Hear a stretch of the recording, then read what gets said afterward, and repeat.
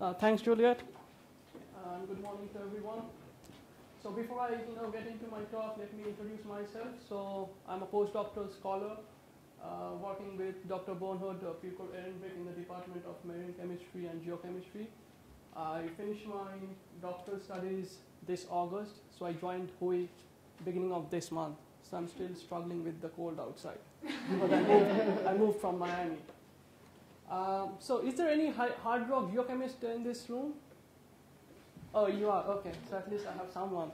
So this talk will be really different from the rest of the talk. So this is part of my doctoral studies. So what I did is actually looked at sulfide minerals in the Hawaiian mantle. And we evaluated the 186 osmium and 186 osmium of those sulfides, and evaluated whether they can actually explain the enriched osmium isotopic character in oceanic basalts. So let me talk about the geochemistry of osmium. So osmium is basically a member of the platinum group elements. So these are the 6 elements starting from ruthenium to platinum. And we usually analyze rhenium together with these 6 because of their similar geochemical character. And also because of the important isotopic system, where 187 rhenium actually decays into 187 osmium, and 190 platinum decays into 186 osmium. So these are the 2 isotopic systems I will be talking about. But in general, these are all siderophilic in nature. That means if you have a metal or like sulfides, or if you have a silicate phase, these elements will actually go into the metal phase or as all the sulfide phase. So they have a very high partitioning coefficient between metal and silicates. So again, this is what we measure, and we measure this using a mass spectrometer, usually a multi-collector mass spectrometer, which we call Neptune. Now the basic of this, why we did this study. So there was a study in 1999, and as well as later on, where they saw that the Hawaiian lava are actually very enriched in these 2 isotopic systems. And they came up to a conclusion that this sort of isotopic signature can be only explained if our earth core is leaking. And we all know the earth's outer core is liquid, right, from our geology, basic geology core. So if that one is leaking, it can only explain this sort of isotopic character. So that was very unique in the way that the earth's core is leaking. And I'm sure you have all seen the movie Core. So it's kind of similar to that.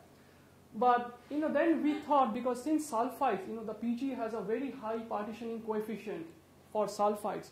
So we were thinking, if there are sulfides in the source of this lava, it actually can it explain this sort of geochemical character? So the purpose of the study is to evaluate those sulfides and to see whether the Hawaiian sulfides have the potential to generate enrichment in osmium isotopes in the Hawaiian lava. So in that way, we can actually test whether Earth's core is leaking or not. So this is just a picture from the USGS website, where we see the map of Hawaii. There are 7 islands. My samples are from the island of Oahu, and more precisely, it's very close to the Honolulu, the city of Honolulu. And Hawaii is a perfect example of plume volcanism. So what happens as the Pacific lithosphere is moving over the hot spot, it's causing volcanism. And when the magma actually comes up to the surface, it's actually breaking up, country rocks from the bottom. And that we call as mantle xenoliths. So here actually we are looking at samples which are coming deep down from the earth. So my samples are actually mantle-derived samples, and they're called mantle xenoliths. So it's coming from a depth of almost 100 kilometers deep down below. And on those samples, we did this sulfide study. So before we can evaluate, whether the sulfide has this potential to generate enrichment in osmium isotopes, we have to characterize, what the sulfides are, where they are coming from, what it looks like, what its composition. So doing a simple petrography using scanning electron microscope and as well as optical microscope. So the sulfides are actually mainly of 2 types. So this one you see are basically included. So these are inclusions inside the silicate phase. and this one are on the interstitial grain boundary. And this one are vein sulfides, so it's actually along the cracks of silicate grains. But these are the two predominant type of sulfide we see in our sample. So type 1, they have inclusions in clinopyroxene. Clinopyroxenes are a silicate phase. And the type 2 are interstitial. That means they are in the interstitial grain boundary area. Now, what are the composition and mineralogy of these sulfides? So this is just a quadrilateral pod where we have iron on one side, nickel and cobalt on the other, and on the top towards the apex it has sulfur. So the take-home message of this one, the red triangles you see are my samples. So we analyze this data using an electron probe, or we call it EPMA. And these are basically, mineralogically, these sulfides are monosulfide solid solution with 54% iron and nickel 7%, and the rest, very little of, and also 37% sulfur because these are sulfides. So these are monosulfide solid solution and very high temperature. It records very high temperature on it, almost 1100 degrees Celsius. So these fields are basically experimental fields which are from the literature. So this is your highly siderophile elements or the platinum group elements plot, where I have plotted my sulfides against osmium, iridium, platinum, palladium, and rhenium. Again, the take-home message from this one is you can see the samples are depleted in osmium and iridium. So it has very low osmium, iridium, and it has very high platinum, palladium, and rhenium. So just a simple mathematics, the rhenium-osmium ratio will be greater than 1. Or the palladium to osmium ratio is greater than 1 because you have higher concentration of these elements. So this sort of fractionated pattern where you see the incompatible to compatible ratio greater than 1 means these are actually related to melt phases. So whenever mantle melting is taking place, these 3 of the elements are actually going into the melt, and the rest is actually staying back in the residue.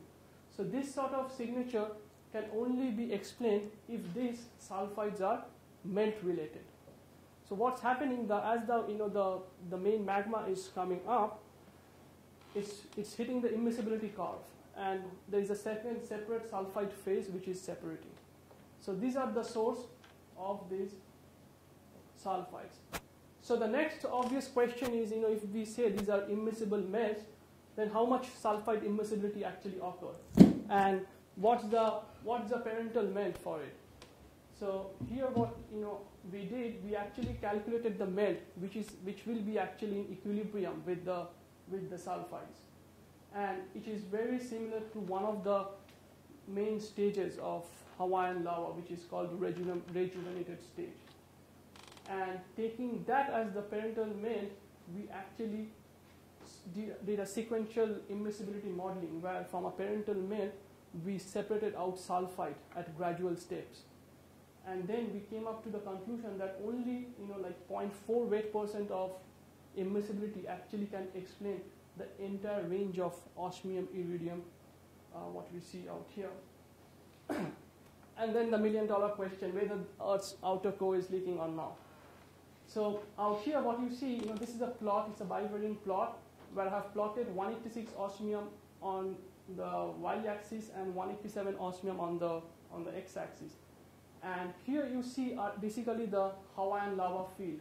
It should be yellow, but it's coming green. So this is the Hawaiian lava field, and these are my samples. So it's nowhere close to the actual Hawaiian lava. So clearly it's very unlikely for the sulfides to give this sort of chemical characteristics. And not only that, in order to have this sort of slope in this XY plot, you have to have a platinum to rhenium ratio of at least greater than 88. And these are the literature compilation as well as my data. So only 1 or 2 sample has such a high platinum to rhenium ratio. Everything actually cluster around less than 40. So clearly these sulfides cannot explain the enrichment of 186 and 187 osmium that we see in Hawaiian lava, which means that still maybe the leaky core hypothesis, which says the outer core is leaking, may be true. this is the best way to explain this sort of correlation and this sort of signature, maybe the outer core liquid. So that was my conclusion, which we published in Chemical Geology this year. And now at HUI, I'll be working in a completely different stuff. So what we are actually we are doing rhenium osmium and isotope geochemistry, but we are mainly looking whether rhenium osmium actually fractionate when you generate hydrocarbon. So this is just a map of standard petroleum geochemistry, petroleum system, where you have your source rock. The source rock has a lot of organic matter in it. The organic matter has porphyrins in it. And usually vanadium, nickel, these are the well-studied elements. This actually goes inside the porphyrin, and we call it a metalloporphyrin. And when you generate oil, this porphyrin actually goes into, from the source rock, the porphyrin actually goes into the oil. But what we would like to do out here, we would like to know how rhenium osmium actually stays inside organic matter. And secondly, the most important is how rhenium osmium is actually fractionating when you're generating hydrocarbon. Because that's very important, because over the last few years, people are using the rhenium osmium radioactive decay to know the generation timing of the oil, the expulsion timing of the oil. But the fundamentals are not clear. We don't know how rhenium osmium stays in organic matter, and secondly, we don't know how it's fractionating. So it's completely different from my doctoral studies, but still, the rhenium osmium is at least there. So if you have any questions regarding this one or my doctoral studies, I'll be glad to answer.